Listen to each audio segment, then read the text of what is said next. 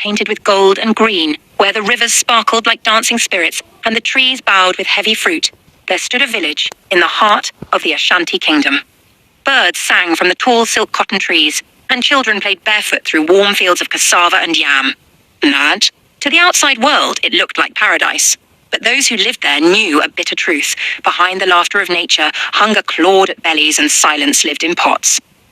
You see, though the land was generous, the people lived under the rule of a chief who was not. His name was Chief Badu. To him, power meant possession, not protection. He ruled from a tall, carved ebony throne in a palace walled with wealth, while the people boiled empty pots and whispered prayers to unseen gods. The children no longer asked for sweets, they asked for scraps. The village had become a land of plenty, hoarded by one. Chief Badu was a man bathed in luxury. His robes were dyed with the rarest indigo, his neck stacked with golden rings, and his footsteps never met the earth. He was carried always. Every week his guards returned with sacks of grain, goats, and firewood, taken from villagers under the name of tribute. No chief, he declared once, should go hungry while his people feast. And so he reversed the truth. During harvest season, farmers gave up half their yield to the palace. Even the old and the ill were not spared. If a widow had only one chicken, Badu claimed it. If a boy caught a single fish, it became the chief's dinner. He called it order, but the people knew it as greed. They complained in whispers, never aloud, for to challenge Chief Badu was to invite ruin. His palace grew taller, his barns grew fuller, but the laughter of the village faded into sighs. One dry afternoon, when the sun stood still like a judge in the sky, a traveller appeared at the edge of the village. He was a sight to behold, not for grandeur but for simplicity. His robe was torn at the edges, his sandals were made from bark. He leaned on a stick as curved as his spine and carried only a large round calabash tied with faded twine. The villagers stared. Some laughed softly, others turned away. "A beggar," muttered one. "A madman," said another. The man stopped at the first hut and asked, "May I have some water?" "No water for strangers," the woman snapped, closing her door. He went to the next. "Please," he asked, "a place to rest." "Rest on the earth," came the reply.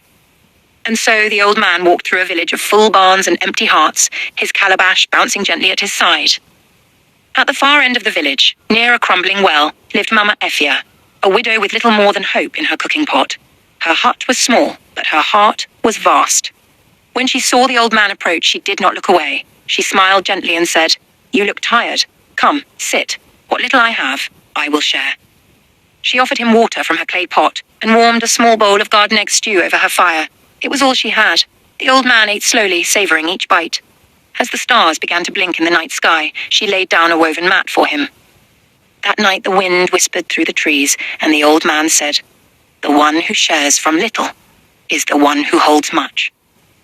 Mama Effia smiled again. She was used to giving and not receiving. What she didn't know was that this night would change everything. At dawn, before the roosters cried out, the old man stood by the fire pit. Mama Effia rose to bid him farewell, expecting nothing more than a blessing.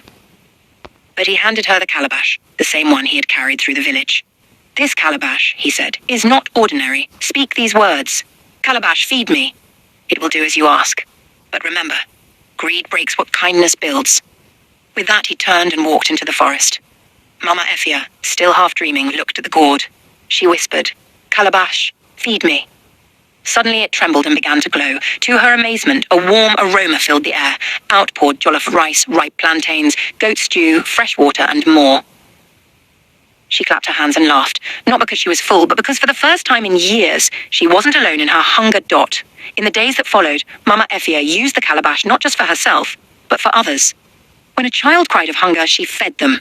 When an elder grew weak, she brought soup. Her small hut became a place of laughter and stories where the fire never died and the pot never emptied.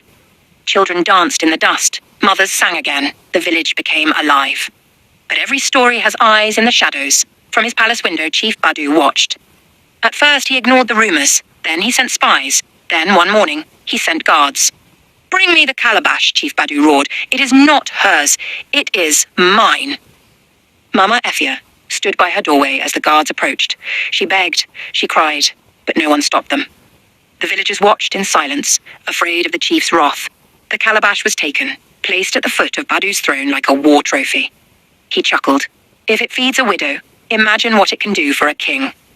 That night he dismissed his cooks and placed the calabash before him. With a grin he declared, "Calabash, feed me." And it did. At first it was magnificent. Whole roasted antelope, yam drenched in sauce, cola nuts and honey cakes. But Chief Badu was not a man who knew enough.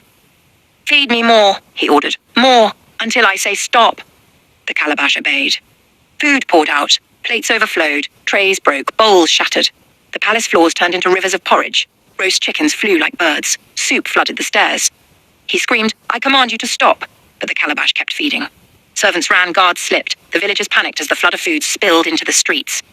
What had once been a blessing had become a curse. Just as the village seemed lost in a sea of stew and bread, a familiar figure appeared at the gate. The old man, robe still tattered but glowing faintly, walked calmly through the chaos. He stepped into the palace, knee-deep in fufu, and approached the calabash. With a whisper, no louder than a breeze, he said, "Enough." At once, everything stopped. Silence fell. Chief Badu, soaked in gravy and shame, knelt before him. "I was blind," he said. "Forgive me." The old man nodded, then looked to Mama Effia, who stood behind the crowd, her eyes wide but calm. "This calabash," he said, "belongs not to kings, but to hearts that know hunger." From that day forward, Chief Badu changed. He shared his wealth, opened his stores, and listened more than he spoke. Mama Effia was made a village elder, her wisdom sought in every council. The calabash returned to her, but it was used only when truly needed. The village grew, not just in crops and cattle, but in kindness. Strangers were fed, the poor were respected. Children learned stories not of fear, but of hope. As for the old man, he vanished once more. Some say he was a spirit, others believe he was a god in disguise.